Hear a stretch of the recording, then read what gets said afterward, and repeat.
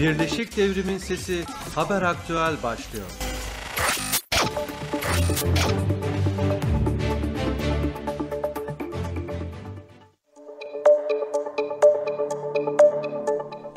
Radyo Dengegel, Birleşik Devrim'in Sesi programından iyi günler.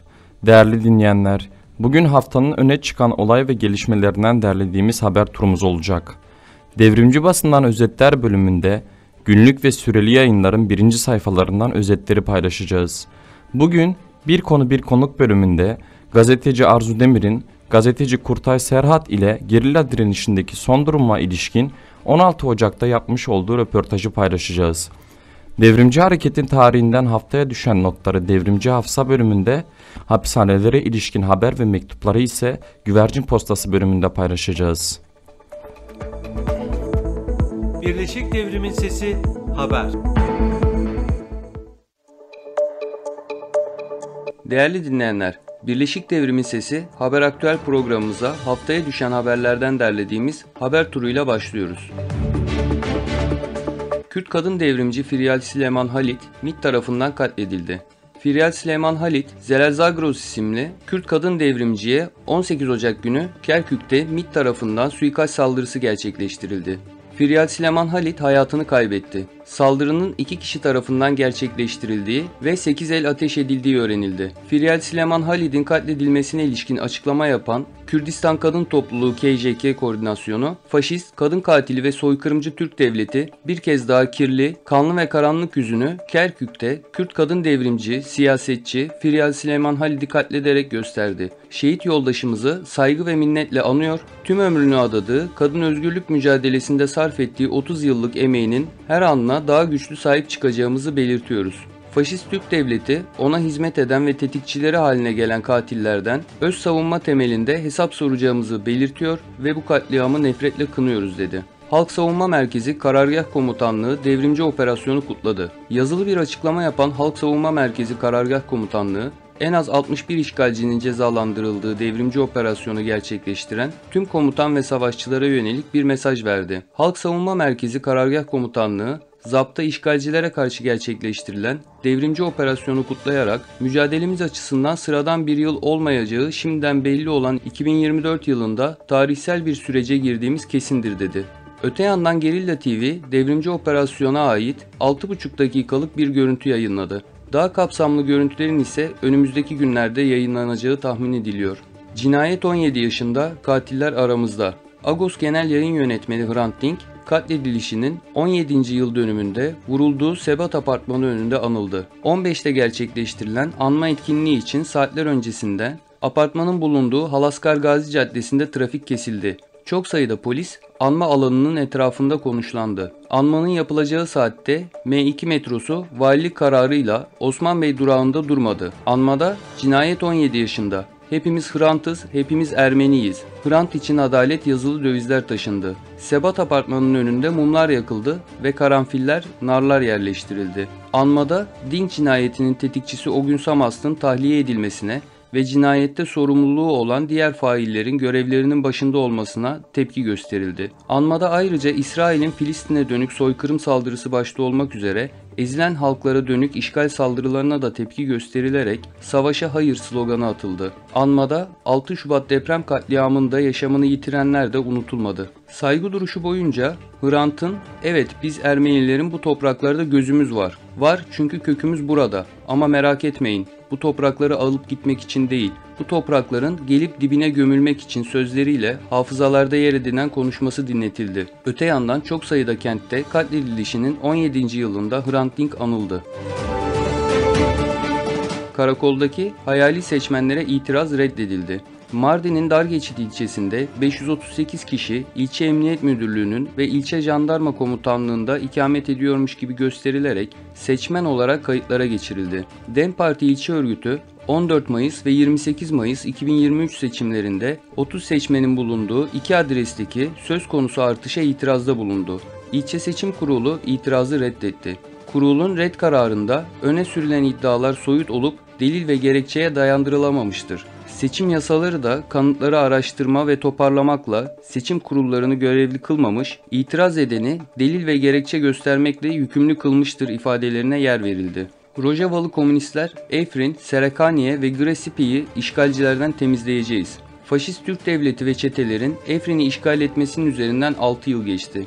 Komünist Devrimci Hareket TKŞ ve Devrimci Komünist Gençler ÇKŞ, Afrin'in Türk Burjuva Devleti tarafından işgal edilmesinin 6. yılında eylem yaptı. Kamışlo'da direniş parkında bir araya gelen Rojavalı komünistler, Bijiber Hodana Afrin'i Rojava yazılı dövizler taşıdı. Açıklamayı TKŞ temsilcilerinden Abdülhalim Osman okudu. Afrin'in 58 gün süren tarihi direnişin ardından Türk Burjuva Devleti ve çeteleri tarafından işgal edildiğini hatırlatan Osman, halkın göç etmek zorunda kaldığını, ancak topraklarını işgalcilerden temizlemek, Rojava devrimini savunmak ve inşa etmek için mücadelesini sürdürdüğünü vurguladı. Kuzey ve Doğu Suriye'de 2890 köy elektriksiz kaldı. İşgalci Türk Devleti'nin Kuzey ve Doğu Suriye'nin altyapısına dönük gerçekleştiği saldırılar sonucunda elektrik istasyonları tümden devre dışı kaldı. Dırbesiye Elektrik Santrali 2 kez, Amude Elektrik Santrali 1 kez, Kamışlı Elektrik Santrali 2 kez, Tırbesiye Elektrik Santrali 2 kez hedef alındı. Bu saldırılar sonucunda 4 elektrik istasyonu tümden devre dışı kaldı. İsrail'in Gazze'ye yönelik saldırıları devam ediyor. İsrail'in Gazze şeridine 7 Ekim 2023'ten bu yana sürdürdüğü saldırılarda katledilen Filistinlilerin sayısı 24 saatte 142 artarak 24.762'ye, yaralı sayısı da 62.108'e yükseldi. İsrail'in Gazze'ye 107 gündür sürdürdüğü saldırılarda 10.800 çocuk ile 7.250 kadın hayatını kaybetti. İsrail ordusunun saldırılarında günde en az 173 Filistinli kadın ve çocuk katledildi. İsrail güçleri 99 sağlık çalışanı ve 9 gazeteciyi alıkoydu. 2.3 milyonluk nüfuslu Gazze şeridinde 2 milyon kişi yerinden edildi. Gazze'de şu ana kadar %70'i kadın ve çocuk, 7.000 kişinin hala enkaz altında veya kayıp olduğu kaydedildi. Hollanda'nın Den Haag kentinde merkez istasyonu işgal eden göstericiler Filistin'le dayanışma gösterisi gerçekleştirdi. Tunus'ta yürüyen binler tüm siyasi tutsakların serbest bırakılmasını talep etti. Filistin'le dayanışmayı büyütme çağrısı yaptı. Çok sayıda eylemci Tunus hapishanelerinden Filistin'e özgürlük ve tüm siyasi tutsaklara özgürlük döviz ve pankartları taşıdı. Avustralya'nın Melbourne Mahkera kentinde binler Filistin ile dayanışmak için yürüdü. Eylemde atılan sloganlarda, taşınan pankart ve dövizlerde ateşkes artık ve Filistin'i özgürleştirin talepleri yer aldı. Gazze'de derhal soykırıma son verilmesi istendi. Güney Kore'de düzenlenen Filistin'le dayanışma gösterisinde soykırımı durdurun çağrıları yapıldı. Başkent Seul sokaklarında yürüyen kitle, ABD'nin İsrail'e verdiği desteği durdurması, İsrail'in Gazze şeridi ve Batı Şeria'daki saldırılarına son vermesi için kalıcı ateşkes sağlanması istendi. Kuzey İrlanda'da 10 binlerce kamu çalışanı greve gitti. Kuzey İrlanda'da 10 binlerce kamu çalışanı, 2 yıldır süren siyasi felçte daha da kötüleşen alım gücü nedeniyle benzeri görülmemiş bir greve gitti. Eğitim, ulaşım ve hemşirelik sektörlerini temsil eden 16 sendika grev çağrısında bulunurken, sendikalar bunu eyalet tarihindeki en büyük endüstriyel eylem olarak nitelendirdi. Perşembe günü grev nedeniyle okullar kapalı kaldı. Ulaşım durdu ve sağlık hizmetleri ciddi şekilde kısıtlandı. Perşembe günü özellikle Belfast ve Londonderry'de büyük gösteriler düzenlendi. Ekvador'da o hal devam ederken hapishanelere operasyon düzenlendi. Ekvador'da çete şiddeti nedeniyle 7 Ocak'ta başlayan 60 günlük OHAL devam ederken polis ve ordudan oluşan güvenlik kuvvetleri hapishanelere operasyonlar düzenledi. Ülke genelinde 9-18 Ocak tarihleri arasında 23.610 güvenlik gücü 2174 kişiyi gözaltına aldı. Ekvator güvenlik güçleri hafta boyunca ülkedeki çeşitli hapishanelere geniş çaplı operasyonlar düzenledi. Ekvator Devlet Başkanı Noboa, ülkedeki hapishanelerin kontrolünü ele alıyoruz açıklaması yaptı. Operasyon sırasında insan haklarına aykırı görüntüler de ortaya çıktı. Hükümlüler soyularak yere yatırıldı. Avluya toplanan yüzlerce hükümlüye ulusal marş söyletildi.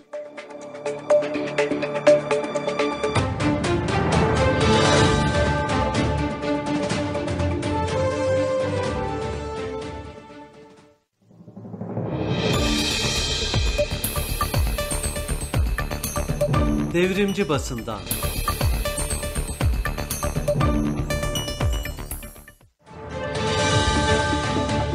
Değerli dinleyenler, Devrimci Basından Özetler bölümünün ilk gazetesi bugünkü Yeni Yaşam gazetesi. Üst başlıkta açlık grevleri 56. gününde sürerken PKK lideri Abdullah Öcalan'ın avukatları konuştu diyen gazete, İmralı'yı lağvedin manşet başlığı atmış ve manşet spotuna şu satırları çıkarmış. PKK lideri Abdullah Öcalan'ın İmralı'daki tutsaklığı 25 yılına girerken kendisinden yaklaşık 3 yıldır hiçbir haber alınamıyor. Abdullah Öcalan'ın üzerindeki tecritin kırılması ve özgürlüğünün sağlanması hedefiyle Ekim ayında başlatılan kampanya kapsamında başlayan açlık grevlerinin 56. gününde konuşan avukat Raziye Öztürk, halklar Sayın Öcalan'dan ses duymak istiyor. Kendi temsiliyetini, kendi özgürlüğünü orada görüyor. Kürt sorununun çözümünün sağlanması İmralı Ada Hapishanesi'nin lağvedilmesinden geçiyor dedi. Asrın Hukuk Bürosu'ndan İbrahim Bilmez ise İmralı'da keyfiliği bile aşan bir zorbalığın yaşandığını belirterek İmralı'da neler olup bittiğini bilmiyoruz diyoruz ya, biz o kararları dahi göremiyoruz. İmralı'dan hiçbir haberin çıkmasını istemiyorlar dedi. Bilmez, tecrit Kürt meselesinin çözümsüz bırakılması demektir. Bu mesele eninde sonunda çözülecek ama önemli olan bu fatura daha da büyümeden çözmek ve bu sorunu çözebilecek gücü olan Sayın Öcalan'ı da kaçırmamak. Öcalan Türkiye halkları için bir şanstır diye konuştu. Gazete manşetin içinden adalet nöbeti eylemini 25 yıldır barışın peşindeyiz başlığıyla vermiş. İtalya eski Dışişleri Bakan Yardımcısı Avukat Franco Danieli ile yapılan röportajı da yine manşetin içinden herkes seferber olmalı başlığıyla görmüş. Afrin'in işgalinin 6. yılında kamplarda dönmeyi bekleyen halkla yapılan röportajı mutlaka geri döneceğiz başlığıyla birinci sayfadan gören gazete Zafer Yörük'ün Füze Diplomasisi ve Siyah Fantazisi, Veysi Sarısözen'in Komünizm adına Nasyonalizm ve Gerçek TKP, Hüseyin Aykol'un Çözümün Adresi İmralı'dır ve Arif Mostarlı'nın Barcelona'nın 3 Delikanlısı başlıklı köşe yazılarını da birinci sayfadan vermiş. Değerli dinleyenler, Devrimci Basından özetlere günlük periyotla çıkan Yeni Özgür Politika gazetesinin 21 Ocaklı tarihli sayısının 1. sayfasıyla devam ediyoruz. Kürdistan için 31 yıl manşet başlığını atan gazete, manşet spotuna şu başlıkları çıkarmış. Rojava Kürdistan'ın Heseke şehrinden olan Firyal Süleyman Halid Zelal Zagros, halkı için 31 yıl kesintisiz mücadele etti. 1990'lı yıllarda Kürdistan Özgürlük Hareketi'ni tanıdı ve Kürdistan dağlarında 15 yıl savaştı. Her patikaya arşınladı. Sınırları aşarak Ermenistan'da 8 yıl mücadelesini tanıttı. Rojava devriminin başlamasıyla doğduğu topraklara döndü ve DAEŞ'e karşı savaşta kadın yoldaşlarıyla omuz omuza direndi. Minbiş'ten Derazor'a, Tirbespiye'den Şam'a kadar her evi, her sokağı ve her mahalleyi dolaşarak kadınlara örgütledi, mücadelesini paylaştı. Firyal Süleyman Halid son olarak Başure Kürdistan'a geçti. 18 Ocak'ta Kerkük'te siyasi bir suikast sonucu katledildi. Kürdistan'ın 4 parçasındaki kadınlar geride bıraktığı devrimci mücadeleyi sürdürecek ve katillerin ortaya çıkması için bir adım geri atmayacak. Manşetin içinden KJK ve Kongraslarının açıklamasını Kürt kadınına düşmanlıktır başlığıyla veren gazete, Kongraslarının açıklamasını da Sakine, Seve, Nagihan, Firyal başlığıyla vermiş. Efrin işgalinin yıl dönümünü 1. sayfadan Efrin 6 yıldır karanlıkta başlığıyla veren gazete, yine aynı haber içerisinde Efrinliler Türk zindanlarında başlığında da İbrahim Şeho'nun verdiği bilgilere yer verilmiş. Verilen bilgileri kısaca 1. sayfadan okuyalım. Türk zindanlarında 100'ün üzerinde Efrinli olduğuna dikkat çekerek sadece 2023'ten bu yana 57 kişi Efrin'den Türkiye'ye götürüldü. Onlarla hiçbir şekilde irtibat kuramıyoruz. Avukatlar bile görüşemiyor. 2021-2022 yıllarında da Serekaniye'den en az 63 kişi kaçırılıp Türkiye'de yargılandı. KCK Yürütme Konseyi Eş Başkanı Cemil Bay'ın yerel seçimlere ilişkin açıklamasını seçmen oyununa karşı durmalı başlığıyla 1. sayfadan gören gazete şunları belirtmiş. KCK Yürütme Konseyi Eş Başkanı Cemil Bayık, yerel seçimlerde Kürt halkının kararlı ve cesaretli bir şekilde iradesine sahip çıkacağını belirterek üst üste 2 dönem kayyum atadılar. Bu siyaset sonuç vermedi ve teşhir oldular. Şimdi ise farklı şehirlerden Kürdistan'a seçmen yerleştiriyorlar. Halkımız bunu kabul etmemeli, karşı durmalıdır. Değerli dinleyenler, Agos gazetesinin 1. sayfasıyla programımıza devam ediyoruz.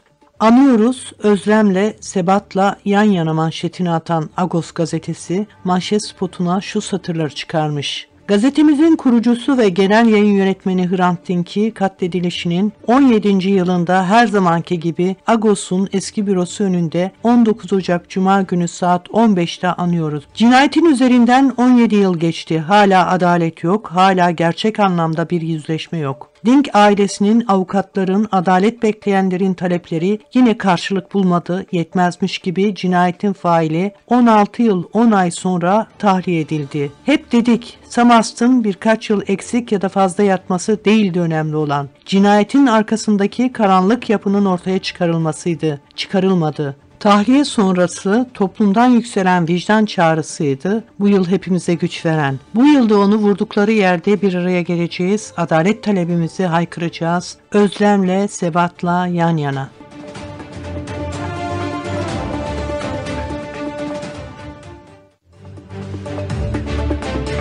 Değerli dinleyenler, haftalık periyotla çıkan Atılım Gazetesi'nin 1. sayfasıyla programımız devam ediyor.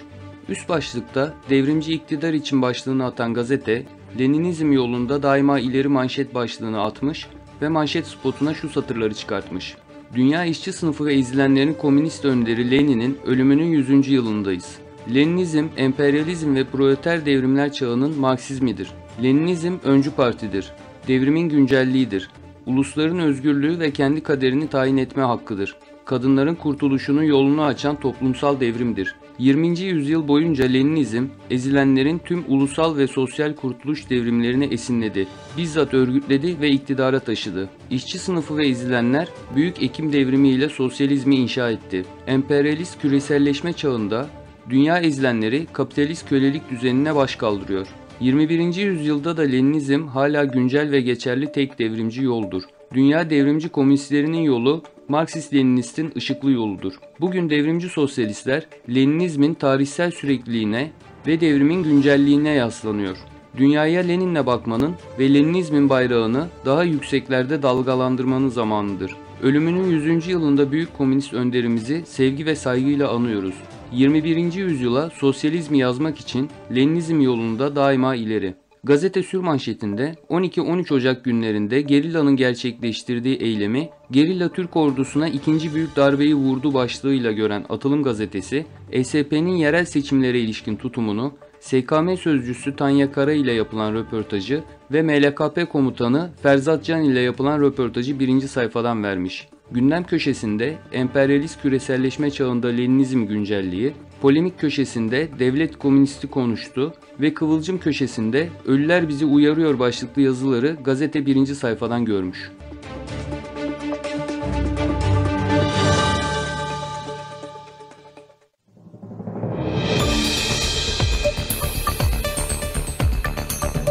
Devrimci basından.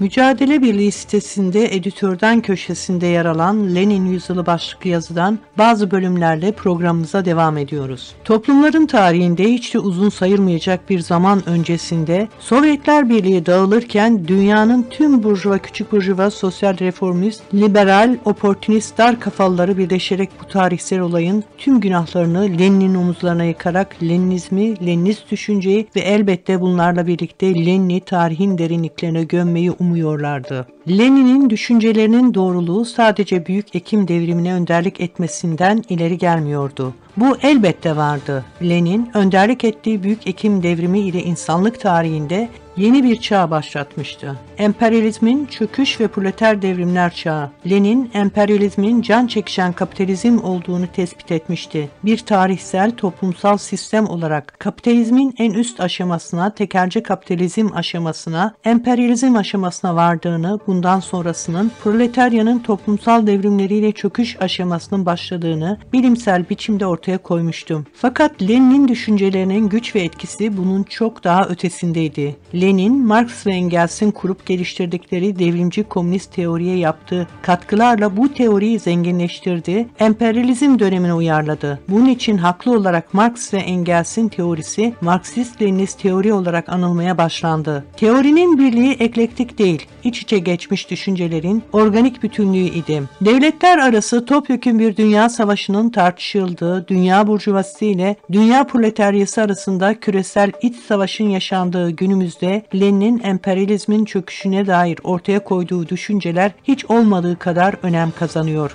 Dünya işçi sınıfı, ezilen halklar ve emekçiler dünyanın dört bir tarafında emperyalizme, emperyalist baskı, talan ve sömürüye karşı baş kaldırıyorlar. İsyan, ayaklanma ve devrimler, devrim girişimleri her yerde. Bu sarsıcı devrimci dalga salt emperyalizme karşı değil, fakat onunla birlikte kapitalizme, işbirlikçi burjuva sınıflara karşı da yükseliyor. Devrimci bir çağın içindeyiz. Lenin'in işaret edip ortaya koyduğu devrimci durum tanımına uygun koşullar, burjuva toplumların ezici çoğunluğunda ortaya çıkmıştır. Emperyalistler ve işbirlikçi burjuva sınıflar her yerde işçi sınıfının, ezilen halkların devrimci ateşi altında. 100 yıl sonra Lenin, 100 yıl öncesinin tazeliği ve canlılığıyla dünya proletaryasına, ezilen halklarına yol göstermeye devam ediyor.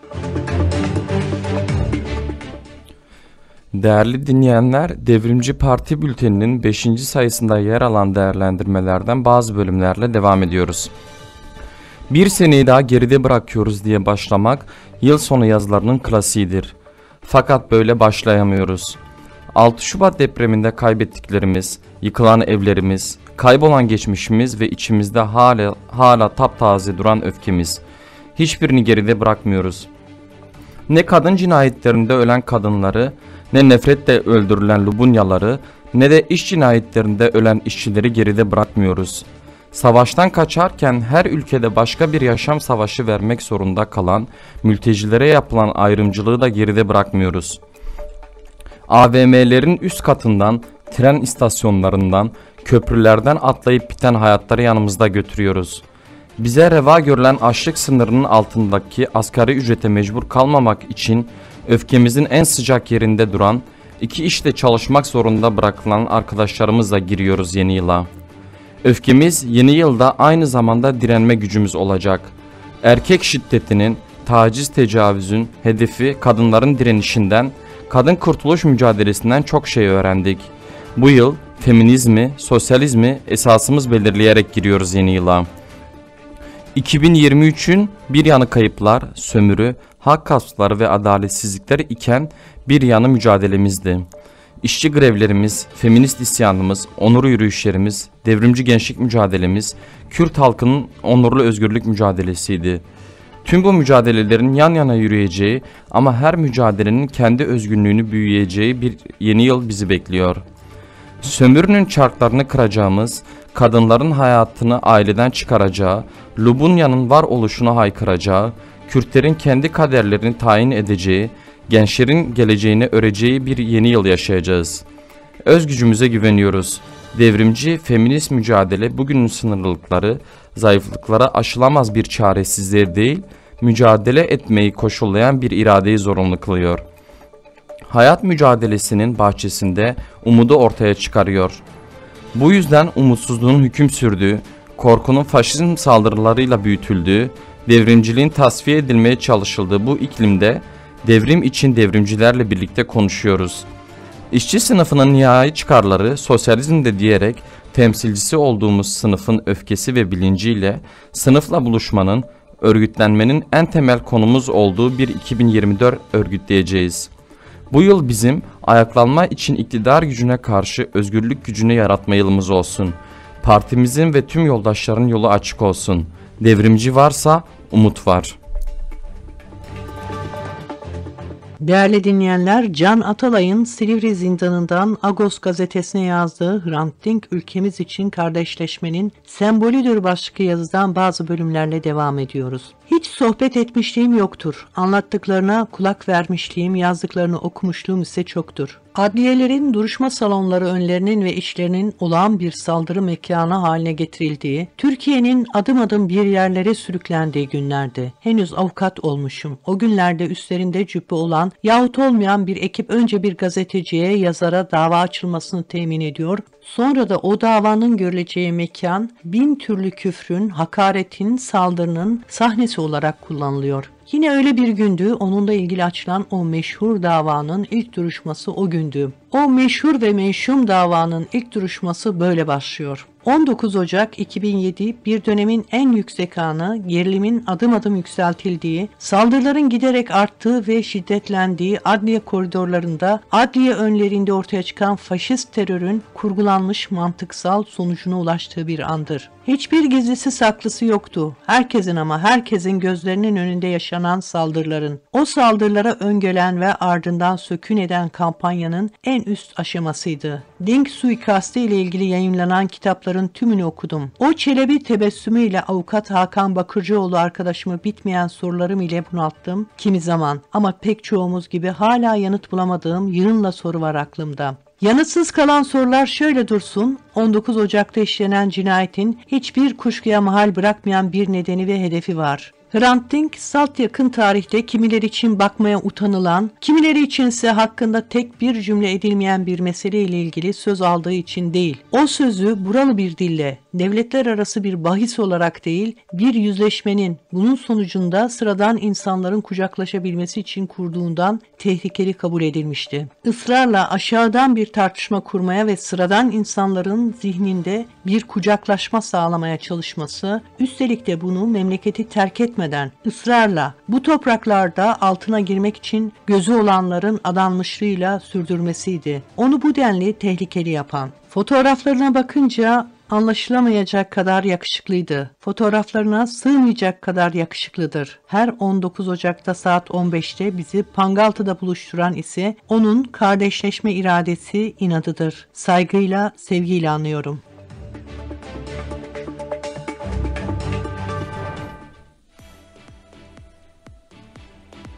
Bir konu, bir konu.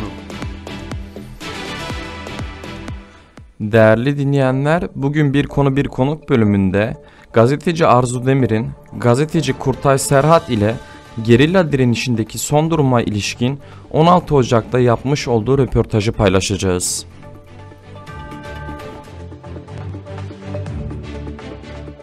Bugün itibariyle gerilla direnişi bakımından oradaki son durum nedir? Bunu bize aktarabilir misin? Gerilla güçlerinin gerçekleştirdiği Şehit Halmet Dereluk devrimci operasyonu bugün 4. günü geride bırakıyor. Bugün 16 Ocak 2024. O günden itibaren şimdiye kadar, yani şu saatlere kadar da bölgede yoğun bir hava hareketliği söz konusu ve Türk devleti karadan ve yine zaman zaman havadan bölgeyi, özellikle sivil yerleşim yerlerinin etrafını, sivil yerleşimlerinin kendisini, yani köyleri hedef alıp bombalamakta. Yine kendi güçleri, hani bölgedeki güçleri ciddi anlamda etrafını sürekli tarıyorlar. Gerek ağır silahlarla olsun, bomba atar gibi, yine ferdi silahlarla sürekli tarıyorlar. Şimdiye kadar bölgedeki durum bu şekildedir. Gerilla'nın son günlerde Türk devletine askeri olarak büyük kayıplar verdiren eylemleri direnişte yeni bir döneme işaret ediyor. Bu konuda nasıl bir yorumun var? Gerilla güçlerinin son devrimci operasyonlarını, yani bugün sadece son bir ayda yapılan devrimci operasyonları bugün itibariyle okumak bizi büyük bir yanılgıya götürecek ve bununla ilgili özellikle Türk devletinin oluşturmaya çalıştığı algı tuzağına düşmek demektir. Neden? Çünkü bunun bir de öncesi var. Yani bu sürecin bir de öncesi var. Önceki yıllar var. Özellikle 2021'den şimdiye kadar çok ciddi bir analiz yapmak gerekiyor. Yani bu savaş Bu konsept 2021 yılında o 4 günlük Gari operasyonuyla başlamıştı. Ve o günden şimdiye kadar şüphesiz evreler geçirdi yani bu operasyon.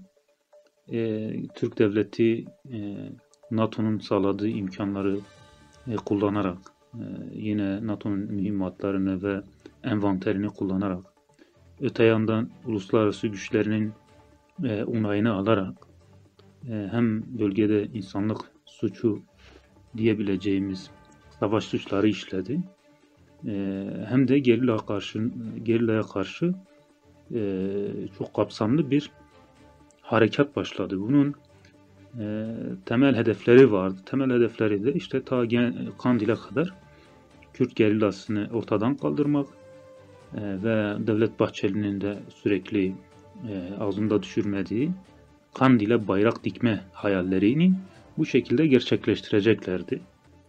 Ve bunun sonucunda aşamalı olarak zaten Kürt siyasi hareketini, yani legal siyasi hareketini ve bütün Kürt kazanımlarını peyderpey bu şekilde ortadan kaldıracaklardı. Yani esas direnç noktası olan, yani Kürt özgürlük hareketinin, Kürt halkının esas direnç noktası olan gerillayı ilk başta bir engel olarak ortadan kaldıracaklardı.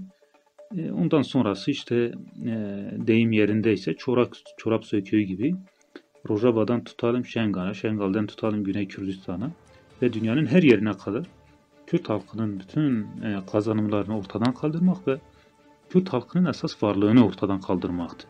Yani Kürt soykırımını tamamlamaktı. Bu hedeflerle başlamıştı bu harekat ve o günden şimdiye kadar bayağı bir evre geçirdi. Fakat geçen sene özellikle 2022 yılında hatta tam şu kırılma noktasını da belirtmekte yarar var. 27, 23 ve 24 Mayıs günleri olması gerekiyor. Tam belki burada bir gün geç veya bir gün ileri olabilir. Bunda yanılıyor olabilirim. Ama Mayıs ayının 24'ü tam aklımdadır. Yine bu şekilde Doğu Zap'ta o zaman bir ay falan vardı. İşgalci Türk ordusu bir operasyon başlatmıştı. Doğu Zap'ın Kurujero ve Çayreş bölgesindeki bulunan Cehennem Tepesi'nde yine aynı şekilde bu şekilde devrimci operasyonlar gerçekleştirmişti ve Türk ordusuna ağır darbeler vurmuştu. O zaman Türk ordusunun önünde iki seçenek vardı. Yani ya bu başlattığı harekatı geri çekip sınırlarına geri çekilecekti veya savaşı yaygınlaştırarak daha fazla bataklığa saplanacaktı. Nitekim sınıra gelen Hulusi Akar da ikinci seçeneği seçti ve savaşı daha yaygınlaştırarak Doğu Zap'a, Batı Zap'a ve Metina'nın bir kısmına da yayarak güya kendince gerilla güçlerinin bu devrimci operasyonlarına karşılık verdi. O sene işte sonbahara kadar, Kasım ayına kadar yine gerilla güçleri çok sayıda helikopteri düşürdü, çok sayıda helikoptere darbe vurdu. Yine her gün eylemler oluyordu. Çok ciddi anlamda direnişler sergilendi.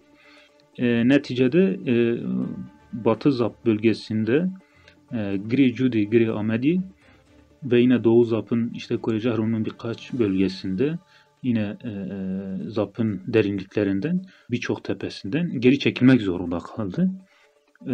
Fakat 2022'nin işte ortalarında, özellikle yaz aylarında tekrardan bu süreci başlattı. Şunu da hatırlatalım. Yani burada özellikle Şubat ayında yaşanan deprem ve sonrasında gelen seçim süreci ve o süreç içerisinde özellikle deprem sebebiyle gerilla güçlerinin aldığı bir eylemsizlik kararı vardı ve bu Haziran'a kadar seçim süreciyle beraber bu devam etti. Gerilla güçleri bu ilkesel olarak bunu korudu ve bu aldıkları kararı uyguladılar. Eylem yapmadılar. Yani saldırı olmadıkça eylem yapmadılar. Fakat şunu da belirtelim, bu süreçte Türk devleti ise tam tersine, yani deprem mağdurlarına koşacağına, yani onlara yardım götüreceğine, bu insani görevlerini yerine getireceğine, bunu bir fırsat olarak değerlendirdi. O süreç içerisinde de yine saldırılar yaptı. Sadece bu saldırılar sürecinde birçok gerilla şehit düştü. Yanılmıyorsam 30'dan fazla gerilla şehit düştü. Bu saldırılara cevap verdi. Ve aldıkları kararı istikrarlı bir şekilde yaz sonuna kadar, özellikle seçimden sonraya kadar bunu uyguladılar. Fakat seçimden sonra artık bu eylemsizlik kararının da bir anlamı kalmamıştı. Çünkü Türk devleti saldırıya geçmişti. Tekrardan işte Batı Zap yine o kışın geri çekilmek zorunda kaldığı bölgelere tekrardan işgal harekatını başlatmıştı. İşte Ekim ayıyla beraber yine Gri Ahmediye ve Metina'nın birçok bölgesine tekrardan saldırdı ve buralarda yeni yerlere konumlandı. Yani daha önce geri çekildiği yerlere konumlandı. Şunu da hatırlatalım. Buralara ondan önceki yıl zaten KDP onlar için cadde getirilmişti. Yani cadde getirmişti. Ve onlar için Türk devleti, Türk ordusu için karakollar yapmıştı. Bu sefer geldiklerinde biraz daha işleri rahattı. Yani eskisi kadar yoğun bir hava trafiğine gerek kalmadı onlar için. Daha çok karayolu, KDP'nin güçlerini kullanarak, işte helikopter gelince de sadece KDP'nin kurduğu karakolun hemen yanına geldi, indirmeler yaptı. Bu şekilde yine başlatıldı. Kasım ayında devrimci operasyonlar gerçekleşti. Hem Metina hem Ahmediye, yine sonrasında işte Hakurki. Bu süreç böyle devam etti. Sonuncusu da yine tekrardan Gri Ahmediye ve en son işte dün ayın 13'ünde HPG'nin açıklamasında da vardı. Gri Hakkari'de ciddi gerillanın koordineli eylemleri oldu ve burada da çok sayıda işgalci Türk ordusu cezalandırıldı. Dolayısıyla bu süreç devam etti. Fakat gelinen noktada elbette gerilla güçlerinin gerçekleştirdiği eylemler, gerçekleştirdiği devrimci operasyonları niteliksel bakımdan çok güçlü eylemlerdir ve bu her seferinde Türk devletini sarsıyor. Türk devleti içerisindeki krizi, çatlakları derinleştiriyor. Bu şüphesiz görülüyor. Fakat bu gerilla güçlerinin dönüşümü açısından da çok kritik bir noktadır. Elbette bunun mücadelenin yeni bir sürece evrildiğini görebiliriz. Yani bunu en iyi kavramsallaştıran bu durumu, yani gerillanın yeni dönem gerillacılığı en iyi kavramsallaştıran efsanevi gerilla komutanı Şehit Atakan Mahir bunu çok iyi bir cümleyle özetledi. O da şuydu, diyordu ki bu uzay çağı gerillacılığıdır.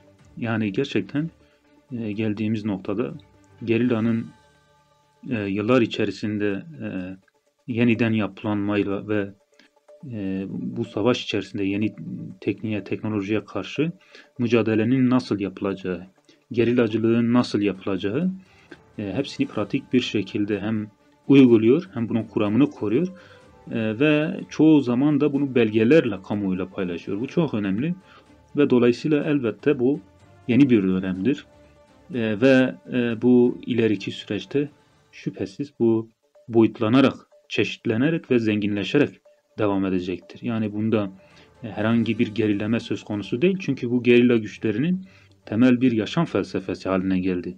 Gerilla güçlerinin bir yaşam biçimi haline geldi. Hem mücadele hem eylemsellik. Dolayısıyla bunda bir gerileme söz konusu olmaz.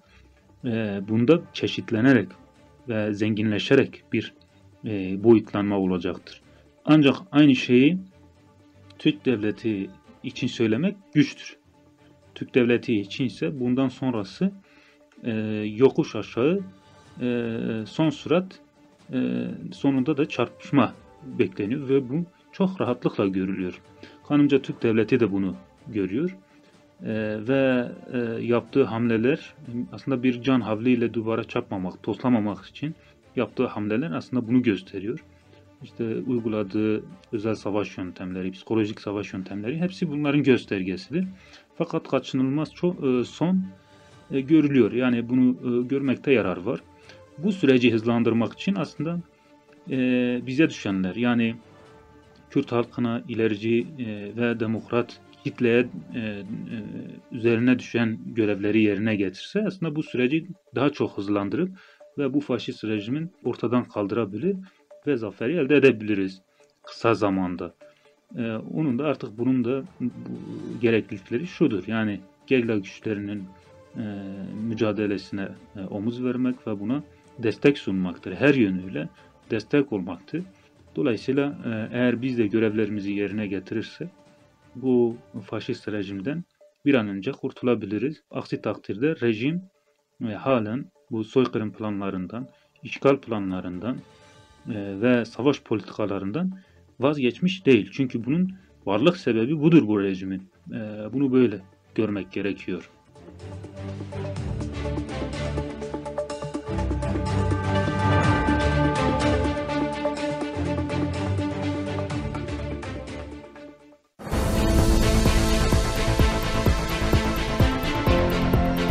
Devrimci hafıza.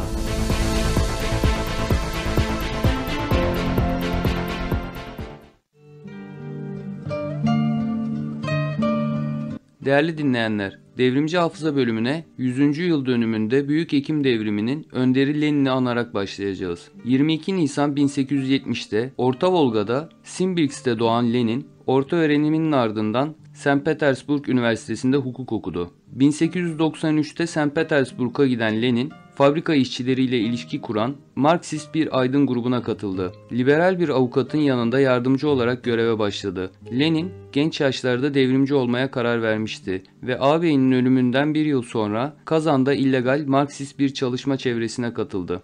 1894 yılında Narodiklerini eleştiren Halkın Dostları Kimlerdir adlı eseri yayınladı. İşçilerle daha sıkı bağlar kurmak için fabrika işçilerine yönelik broşürler kaleme aldı. 1895 yılında yurt dışına gitti. Amacı Plehanov ve diğer Rus göçmenlerinden yayınlar sağlamak, Rusya'da bir parti kurma olanaklarını tartışmaktı. Dönüşüyle birlikte St. Petersburg'da işçi sınıfının kurtuluşu için mücadele birliği kuruldu. Bir yıldan fazla hapiste tutulan Lenin, tutsaklığı boyunca görünmez yazıyla yazılmış broşürler ve bildiriler çıkartmaya devam etti. Mahkeme onu Sibirya'da Yenisey eyaletinde Minusins yakınlarındaki Şusenkoye'de 3 yıl sürgüne mahkum etti. Lenin burada Rusya'da Kapitalizmin Gelişmesi adlı eserini tamamladı. Lenin'in fikir babası olduğu ve yayın kurulunda yer aldığı Iskra Kıvılcım'ın ilk sayısı Aralık 1900'de yayınlandı. Lenin bu yıllarda örgütlenme üzerine çalışmalarına ağırlık verdi. Ne yapmalı ve Bir Adım İleri, İki Adım Geri adlı eserlerini 1902 ve 1904 yıllarında yazdı. 1905 devrimi döneminde St. Petersburg'a dönen Lenin, devrimin örgütlenmesine katıldı. Devrimin yenilgisiyle birlikte Finlandiya'ya çekildi. Aralık 1907'de Rusya'yı terk etti. Lenin, 1909 baharında Materyalizm ve Ampriokritisizm adlı eserlerini yayınladı. 1910'lu yıllarda işçi hareketindeki kabarmayı gözleyen Lenin, Çarlık Duması'nda çalışma ve günlük bir işçi basınının örgütlenmesi görevini öne çıkardı. 1912 yılında Pravda Gerçek gazetesi çıkarıldı ve yasaklanmalara karşı isim değiştirerek 1914'te Rusya 1. Emperyalist Paylaşım Savaşı'na girene kadar yayına devam etti. Emperyalist savaş yıllarında Lenin, emperyalizm, kapitalizmin en yüksek aşaması ve sosyalizm ve savaş broşürlerini kaleme aldı. Lenin, 1917 Şubat devriminin yarattığı demokratik ortamın ardından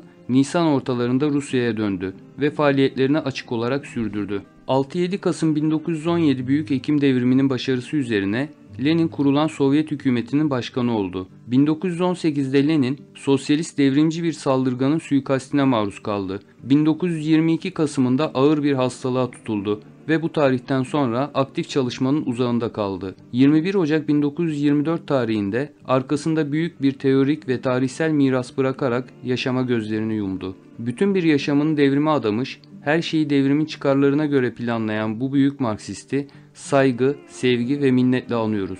O bugün milyonlara yol gösteriyor. İşçi sınıfı ve ezilenlerin mücadelesinde yaşıyor, savaşıyor.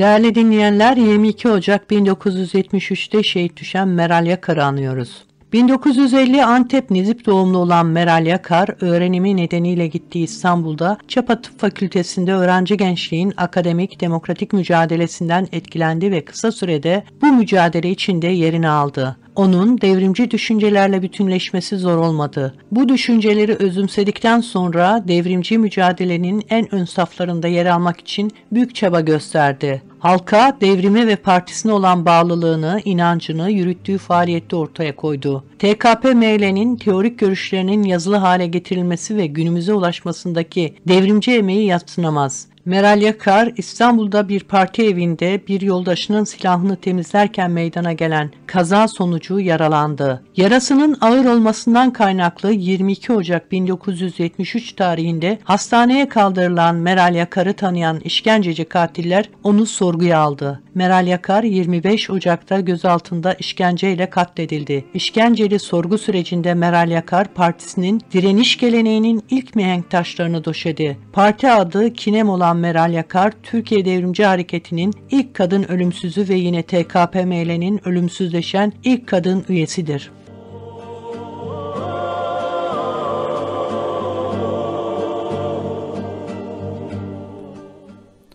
Türkiye Komünist Partisi Marksist-Leninist'in kurucusu Ali Haydar Yıldız'ı anıyoruz.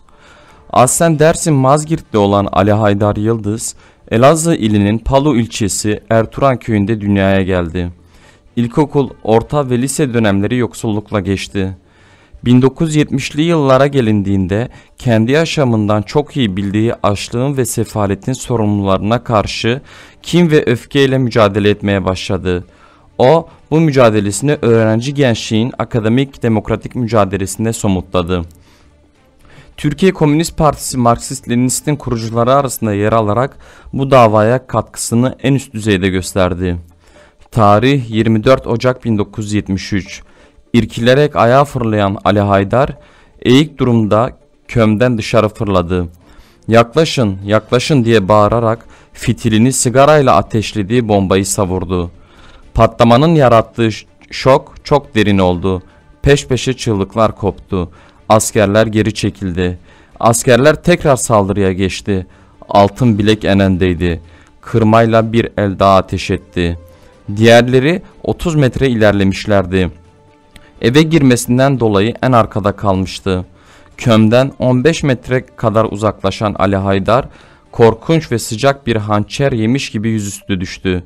Kalkmak istedi, iniltiyle başı kara gömüldü. İki kırma ile zulme baş kaldıran bu insanlar, geleceği elleriyle, yürekleriyle, bilinçleriyle yaratmanın destansı mücadelenin önderleri oldu. Türkiye Komünist Partisi Marksist-Leninist'in üyesi Ali Haydar Yıldız, Halk Ordusu TİKKO'nun ilk komutanı olarak mücadelesini sürdürenlerin yolunu aydınlatarak ölümsüzleşti. Katledilişinin 17. yılında Hrant Dink'i anıyoruz.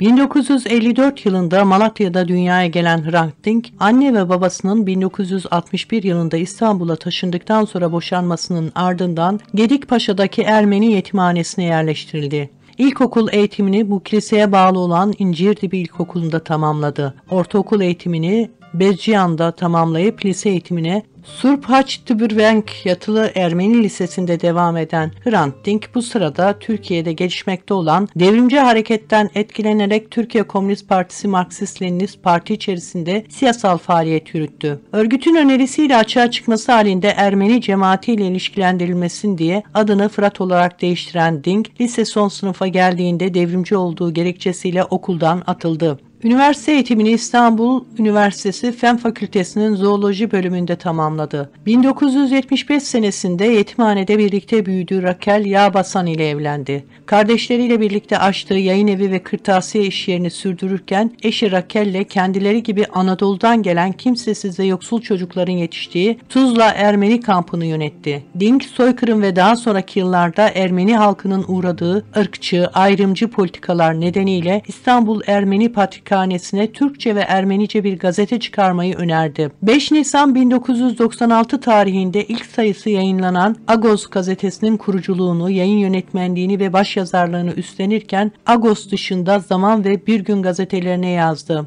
Dink, Ekim 2005'te 301. maddeden Türklüğe hakaret gerekçesiyle hapis cezasına çarptırıldı. Hrant Dink, 19 Ocak 2007 tarihinde İstanbul Şişli'deki Halaskar Gazi Caddesi'nde bulunan Agos gazetesinden çıktıktan sonra o gün Samast isimli devlet tetikçisi tarafından başının arkasından aldığı 2 kurşunla katledildi. Katliamdan 32 saat sonra devletin tetikçisi o gün Samast, Samsun otogarında yakalandı. Yakalandıktan hemen sonra Samsun'da götürüldüğü karakolda polisler tarafından kahraman muamelesi yapılan ve Türk bayrağı videosu çekilen tetikçi Samast'a övgüler yağdırıldı. Katliamın duyurmasının ardından Agos gazetesinin önü ilericilerin, devrimcilerin akınına uğradı. 23 Ocak'ta ise Hrant Dink 100.000 aşkın insan tarafından son yolculuğuna uğurlandı. Uzun yıllar süren Hrant Dink davasının üzeri kapatılmak istendi. Gerçek katiller katliamda devletin derin kuvvetlerinin rolü alenen gizlendi. Tetikçi o gün Samast'a verilen hapis cezası ise tam bir ödül oldu ve 15 Kasım 2023'te tahliye edildi. Hrant Dink'i unutmayan halklarımız her yıl onu katledildiği yerde anıyor, yaşatıyor.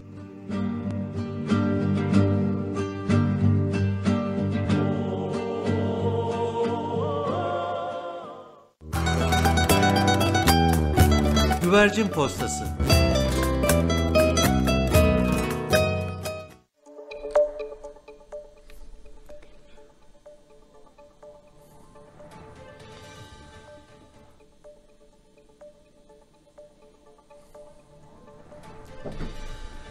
Güvercin Postası bölümüne hapishanelere ilişkin derlediğimiz hapishane haber turuyla devam ediyoruz. Hasta tutsak Varışlı yaşamını yitirdi. Erzurum Oltu Hapishanesi'nde tutuklu bulunan ve yıllardır kanser tedavisi gören hasta tutsak Abdullah Varışlı'nın iç kanama geçirdiği ve Van 100. Yıl Üniversitesi Tıp Fakültesi'ne kaldırıldığı öğrenildi. Hastanede tedavi gören Varışlı 16 Ocak günü tüm müdahalelere rağmen kurtarılamayarak yaşamını yitirdi. Ailesi tarafından teslim alınan Varışlı'nın cenazesi memleketi Şirnek'in Cizire ilçesine bağlı Emerine köyünde toprağa verildi. Tutsakların eylemi 56. gününde İmralı F tipi hapishanesinde mutlak tecrit altında tutulan Kürt halk önderi Abdullah Öcalan'ın fiziki özgürlüğünün sağlanması ve Kürt sorununun çözümü talepleriyle cezaevlerindeki siyasi tutsakların başlattığı açlık grevi 56. gününde.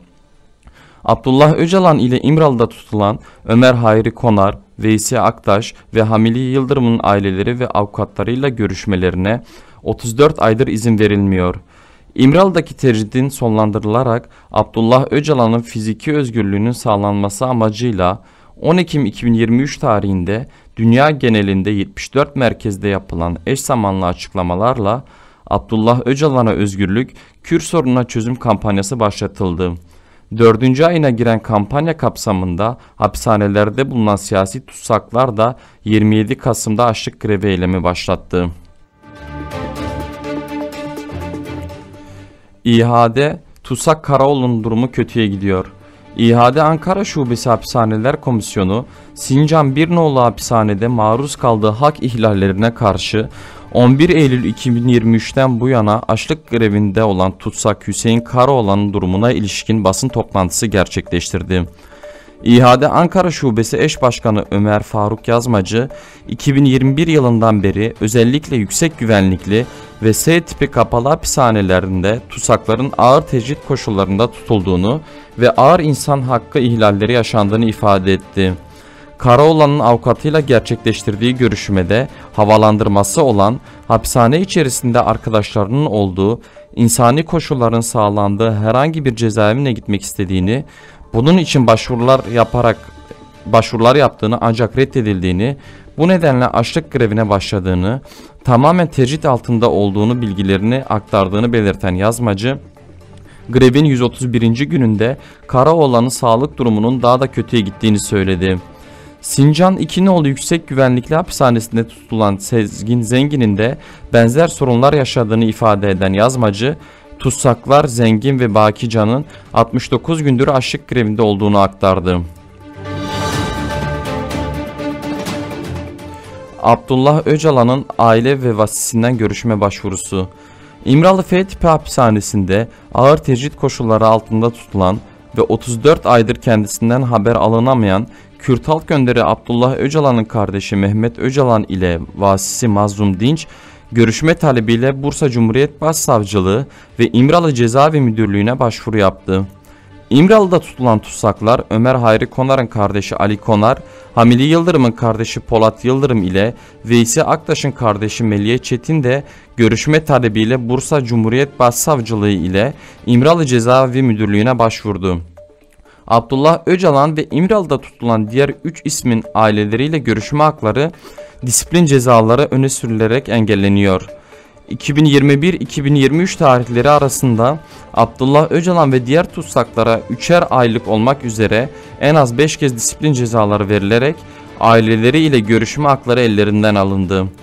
Verilen bu disiplin cezalarının gerekçeleri ve dosya numaraları yapılan tüm başvurulara ve itirazlarına rağmen avukatlarıyla paylaşılmıyor.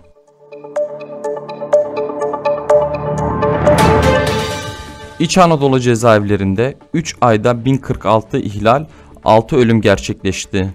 İHAD Ankara Şubesi, İç Anadolu bölgesindeki hapishanelere ilişkin 2023 Ekim-Kasım Aralık aylarını kapsayan hak ihlalleri raporunu açıkladı. Dernek binasında düzenlenen basın toplantısında İHAD Merkez Yürütme Kurulu üyesi Nuray Çevirmen raporu paylaştı. İç Anadolu bölgesindeki hapishanelerde 3 aylık süre zarfında en az 1046 ihlal tespit ettikleri bilgisini veren Çevirmen, raporun sonuç bölümünde ulusal ve uluslararası sözleşmelere uyma ve AYM, ahim kararlarına uygulanması çağrısı yaparak 17 maddelik önerileri paylaştı.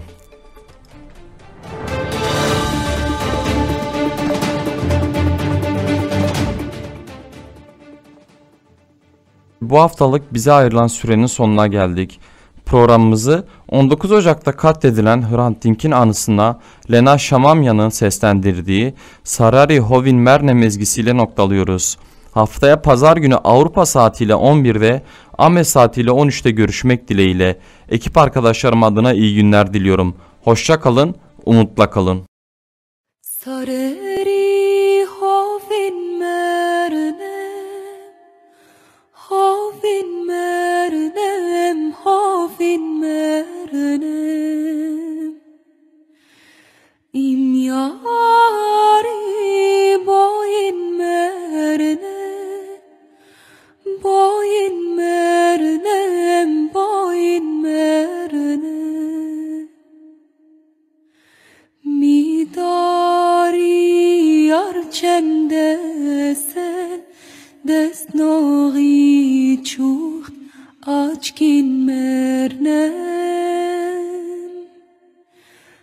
midari yarçemde sen dest nori çuht açkin mernem. Gaynelim kalçem garok, kalçem garok, kalçem garok. Letvelim lalçem garok, lalçem garok, lalçem garok. Midari yarçemde sen dest nohi çuht açkin mernem. Midari yarçemde sen dest nohi çuht açkin mernem. Kedere çorçen perum,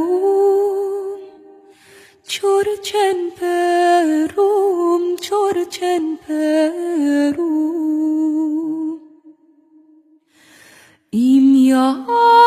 Arici lorcen perum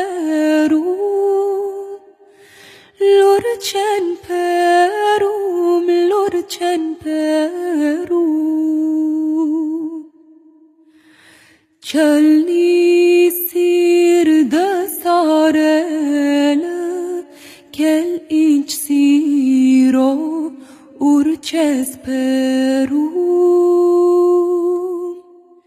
Çölni sirde sarele Kel inç siro urçes perum Gahine